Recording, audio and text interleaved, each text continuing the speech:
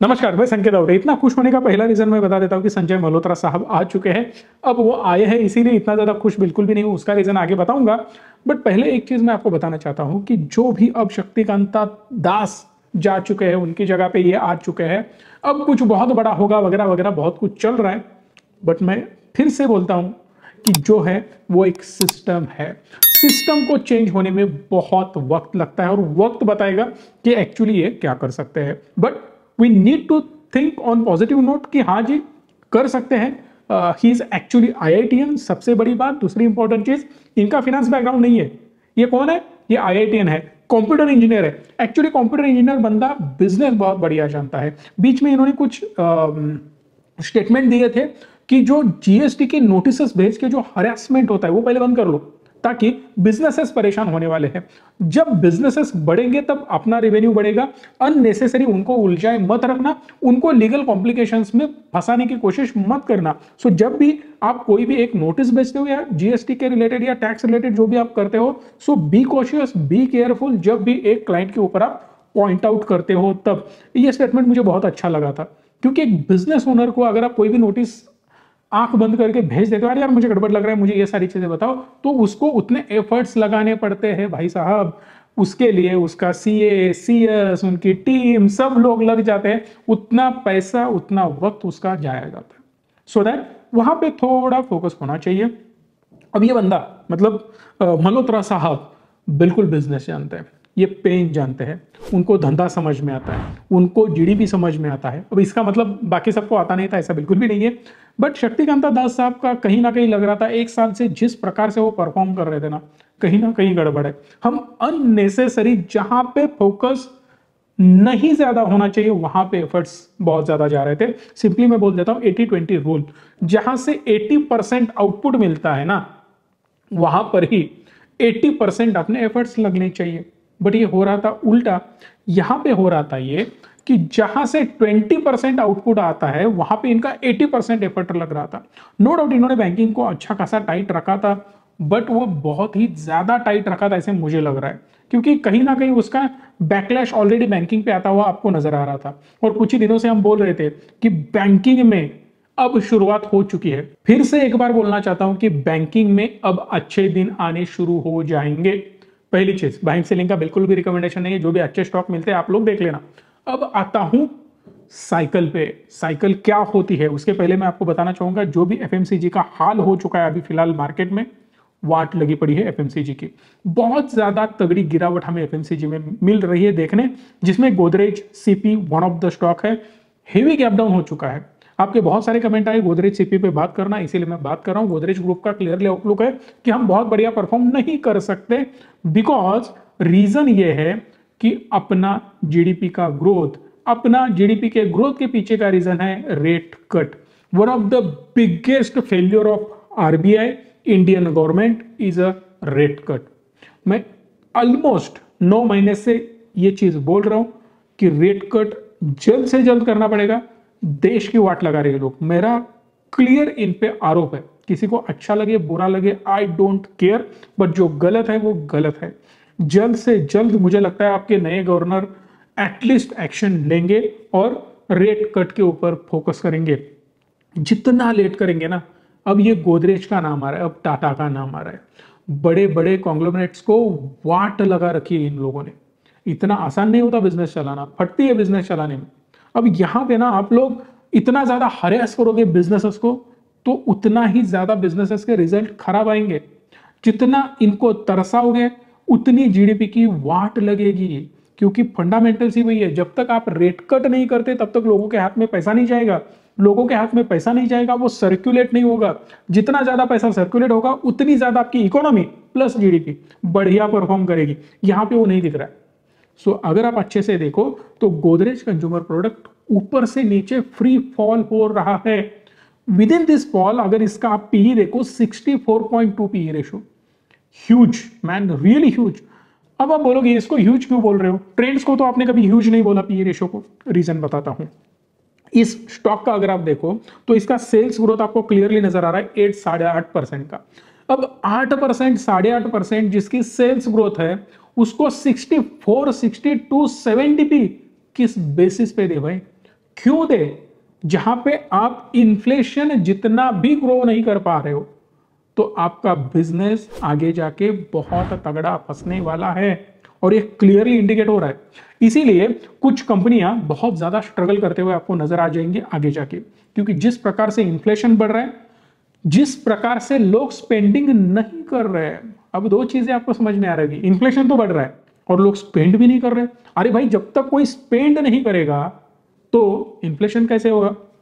अब मैं आपको समझाता हूं। बहुत सारे लोगों के दिमाग में जाले लगे पड़े हैं कि अरे यार, ये इन्फ्लेशन तो बढ़ रहा है इसीलिए रेट कट नहीं कर रहे। सुनो, एग्जांपल देता हूं। अब जो इन्फ्लेशन बढ़ता है, रीजन बिहाइंड दैट क्या? बायर बहुत ज्यादा होते हैं।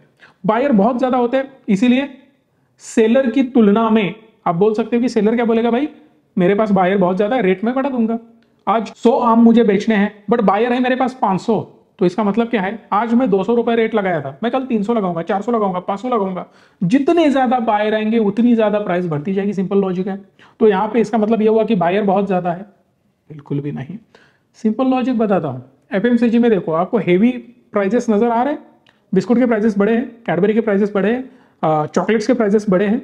कोई सिंपल प्रोडक्ट जो हम हाउस होल्ड यूज करते हैं उनके इतने ज्यादा प्राइसेस बिल्कुल भी नहीं बढ़े। कुछ ही चीजों के प्राइसेस बढ़े हैं। जो जो फार्मिंग से रिलेटेड मेजर चीजें हैं उनके प्राइसेस में बहुत ज्यादा फ्लक्चुएशन है। अब यहां पे इंटरेस्टिंग फैक्ट बताता हूं। अगर आप डायरेक्ट फार्मर के पास जाते हो और वहां पे जो वो सेल करता है मार्केट में जाके, उनके मार्केट यार्ड्स वगैरह होते हैं, वहां पे जाके अगर आप देखोगे तो सौदा जो होता है एकदम सस्ते में होता है, बट एंड प्रोडक्ट आपके हाथ में आ जा रहा है वो बहुत ज्यादा महंगा आ रहा है। समझ रहे हो आप? जो बीच वाले हैं ना, वो स्टॉक कर रहे हैं, जो बीच वाले हैं वो मलई एक्चुअली बीच की खा रहे हैं, इसीलिए वहां पे बहुत ज्यादा फ्लक्चुएशन नजर आ रहा है। ये जो बीच वाला बंदा बैठा है उसको कंट्रोल करना पड़ेगा। उसको कंट्रोल करने में क्लियरली फेल्यूर है गवर्नमेंट का। ये पहली चीज। दूसरी इंपॉर्टेंट चीज, अब महंगाई तो बढ़ रही है बट उसके हिसाब से लोगों के जेब में पैसा है? बिल्कुल भी नहीं है। आप खुद के घर से एग्जांपल लो, पुराने साल से और इस साल को कंपेयर करो। क्या पिछले साल से इस साल में बहुत ज्यादा स्पेंडिंग कर रहे हो? बहुत ज्यादा आउटिंग कर रहे हो? बहुत ज्यादा परचेसिंग कर रहे हो? बहुत ज्यादा पैसा उड़ा रहे हो? बिल्कुल भी नहीं। आपको एक्चुअली 2-4 लोगों की केस स्टडी लेके ये थोड़ा एनालिसिस करना होगा, so that you will get to know कि एक्चुअली लोग पैसा नहीं उड़ा रहे। यहां पे अगर आप देखो तो एक अलग ही लेवल पे इन्फ्लेशन बढ़ता हुआ नजर आ रहा है, जो कि आर्टिफिशियली कुछ लोग पंप कर रहे हैं उसको, और उनके ऊपर कभी भी एक्शन ना लिया गया था, ना लिया जाएगा। अब खुल के मैं कुछ चीजें नहीं बोलना चाहता, बट आप समझ जाना। सो इन्फ्लेशन कंट्रोल में इतनी आसानी से आपके आएगा नहीं। आप रेट कट भी नहीं करोगे तो दोनों चीजें मिला के वाट तो लग रही है। अब इजी एग्जांपल मैं देता हूं, आप ले लो कार का एग्जांपल। टाटा मोटर ने रेट कट किया, मर्सिडीज, बीएमडब्ल्यू सब ने रेट कट किया था। इतना रेट कट करने के बावजूद भी सेल्स ग्रोथ और उतनी बड़ी जंप हमें देखने नहीं मिली। अब मुद्दे पे आ गए लोग, उन्होंने क्या किया? फिर से अब रेट बढ़ा दिए। क्यों? क्योंकि सेल्स तो बढ़ा नहीं, जो कोशिश करी वो हुआ नहीं। उससे बेटर है कि प्रॉफिट मार्जिन ड्रॉप करने से बेटर है कि हम लोग एक काम करते हैं, जैसे थे वैसे रेट फिर से बना देते हैं। इसका मतलब सिंपल है कि यहां पे मेजरली सेल्स पे बहुत ज्यादा इंपैक्ट होता हुआ हमें नजर आ रहा है। अब अगर ये सेल्स पे इंपैक्ट ऐसे ही आगे भी रहेगा, उसका रीजन मैं बोल रहा हूं कि रेट कट नहीं हो रहे। अब जितना जल्दी रेट कट करोगे उतना ज्यादा सेल्स आपको बढ़ता हुआ नजर आएगा। अब बोलते हैं साइकिल की बात। पहले चल रहा था कि ऑटो में इतनी ज्यादा ग्रोथ है, ब्ला ब्ला ब्ला ऑटो के बारे में बोला जा रहा था। जब भी कोई सेक्टर ट्रेंडिंग होता है तब उसमें बहुत ज्यादा इनफ्लो आता है और उसमें एक ग्रोथ स्टोरी भी ऑटोमेटिकली बन जाती है। बट जब कोई स्टॉक में 2-4 निगेटिव चीजें नजर आती है और उसके पहले बड़ा सेल ऑफ आता है तो उस स्टोरी को बहुत ज्यादा ग्लोरीफाई किया जाता है। सिंपल वर्ड्स में, जब ऊपर जाना है तो बढ़िया स्टोरी ऑटोमेटिकली बन जाती है, जब टॉप पे जाए तो निगेटिव स्टोरियां बननी शुरू हो जाती है और सेल ऑफ की वजह से स्टॉक गिरता नजर आता है और लोग रिटेलर्स और ज्यादा सेल करने के लिए आगे बढ़ते हैं। दैट्स व्हाई एक फ्री फॉल हमें नजर आता है लाइक टाटा मोटर्स। अब टाटा मोटर का भी बहुत ज्यादा सस्ता हो चुका है बट इतनी आसानी से वो होल्ड करता हुआ नजर नहीं आ रहा है। रीजन बिहाइंड दैट कि बार बार आती हुई निगेटिव खबरें for auto industries.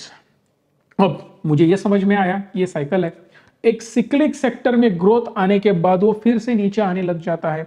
Same banking बहुत ऊपर गया था, फिर नीचे आया था, फिर रेंज बाउंड हुआ, कंसोलिडेशन हुआ, कई महीने कई साल गुजारे एक रेंज के अंदर। अब ये जो होने वाला तरसाया हुआ रेट कट है, ये बहुत तगड़ा पॉजिटिव इंपैक्ट करेगा बैंकिंग के ऊपर। अब बैंकिंग में क्या होगा मुझे बोलने की बिल्कुल भी जरूरत नहीं है। डोनाल्ड ट्रंप आ गए, अमेरिका में सब कुछ अब सही हो सकता है, सबके मन में वही चल रहा है।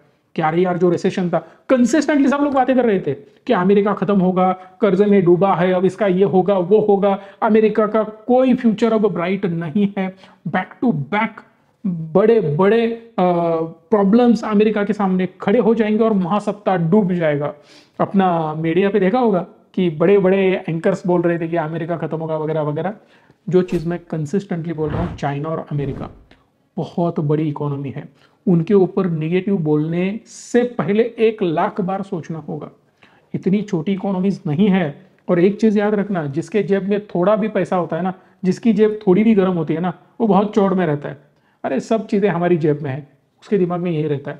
बट समझना कि इतनी बड़ी इकोनॉमी है, इतनी इनकी कितनी बड़ी पहुंच होगी, और उसके साथ साथ ये कौन से लेवल पे गेम खेलते होंगे। अब आ चुके डोनाल्ड ट्रंप, अब सबके दिमाग में यही चल रहा है, अरे अमेरिका में कोई दिक्कत नहीं, बढ़िया चल रहा है, सब कुछ बढ़िया है, अमेरिका ऐसे बढ़ेगा वैसे बढ़ेगा, ये करेगा वो करेगा।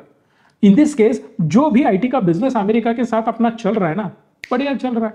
सिंपली आईटी में रॉकेट ग्रोथ नजर आ रही है। सो समझ रहे हो आप एक साइकिल कैसे चलती है, जो साइकिल चल रही है उसी में जाना बहुत ज्यादा जरूरी है। अब आपको क्या लगता है कि भाई साहब 2 सेक्टर में फॉल है, कौन से सेक्टर में फॉल है? एफएमसीजी बहुत ज्यादा गिर रहा है। एफएमसीजी के बारे में मैं सोचूंगा, पेंट के बारे में मैं सोचूंगा, सो दैट एशियन पेंट गिर रहा है आप सोचोगे, गोदरेज सीपी गिर रहा है ऐसे आप सोचोगे, बहुत सारे स्टॉक अब इसमें से आप पिक करने की कोशिश करोगे बिकॉज ऑफ वैल्यू इन्वेस्टिंग। अगर आप गिरता हुआ छुरा पकड़ना चाहते हो तो पकड़ो, कोई दिक्कत नहीं है। बट आपको पता नहीं है ना कि भाई साहब जो गिर रहा है वो कितने देर तक गिरेगा और कितने समय तक रेंज बाउंड रहेगा, वही प्रॉब्लम है। अब एफएमसीजी में आगे क्या हो सकता है, पहले तो रेट कट होना चाहिए। रेट कट होने के बाद अगर आपको लग रहा होगा कि एफएमसीजी फिर से डबल डिजिट में ग्रोथ करने लग जाएगा, नेक्स्ट टू इम्पॉसिबल है। मैं सीधा वर्ड यूज कर रहा हूं, नेक्स्ट टू इम्पॉसिबल। ये वर्ड मैं बहुत ज्यादा यूज नहीं कर रहा इम्पॉसिबल, क्योंकि मार्केट में कुछ भी हो सकता है। बट इसको बहुत तगड़ा फंडामेंटल आधार है, सरकार तुरंत चेंज नहीं होने वाली, इसीलिए पॉलिसी तुरंत बदलेगी नहीं, इसीलिए सरकार तुरंत ऐसा कुछ नहीं करेगी कि एफएमसीजी में हल्ला मच जाए और बहुत तगड़ा कुछ हो सके। इम्पॉसिबल है। इन्फ्लेशन एकदम ये कंट्रोल में नहीं ला सकते अब, क्योंकि जो इन्होंने कांड करके रखे हैं इनको सुधारने में बहुत ज्यादा टाइम जाने वाला है। दूसरी इंपॉर्टेंट चीज, लोग एकदम धड़ल्ले से स्पेंडिंग नहीं करेंगे। अब बहुत ज्यादा कॉशियस हो चुके हैं कि हमें इन्वेस्ट करना है, प्रॉपर इन्वेस्टमेंट करके हमें ग्रो करना है। जो भी पैसा आएगा थोड़ा हम सेव करेंगे, क्योंकि आने वाला काल कुछ भी हो सकता है। So that everyone is aware कि भाई साहब मुझे लाइफ में बैलेंस मेंटेन करना है, कल हो ना हो। ये सबकी क्या बोल सकते हैं, थॉट प्रोसेस बिल्कुल भी नहीं होती है। सबको लगता है कि भाई साहब मैक्सिमम लोगों को हमें बैलेंस्ड वे में चलना है, जो कि लोग अभी कर रहे हैं। दैट्स वाई स्पेंडिंग थोड़ा लिमिटेड हो सकता है और धीरे धीरे इसमें ट्रैक्शन नजर आएगा। सो हमें करना क्या है, जब भी रेट कट हो जाए, रेट कट होने के बाद माहौल चेक करना है, जेन्युइनली कंपनियां क्या बोल रही है, कंपनियों की कमेंट्री आपको सुननी होगी, क्या सच में वो पॉजिटिव है। अगर उनको लग रहा है कि हाँ भाई साहब हो सकता है, तो एक बार आपको पॉजिटिव वहां पे चीजें दिख सकती है।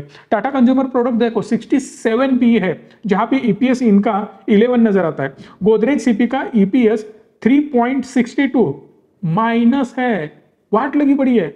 तो यहां पे हमें दिक्कत नजर आती है।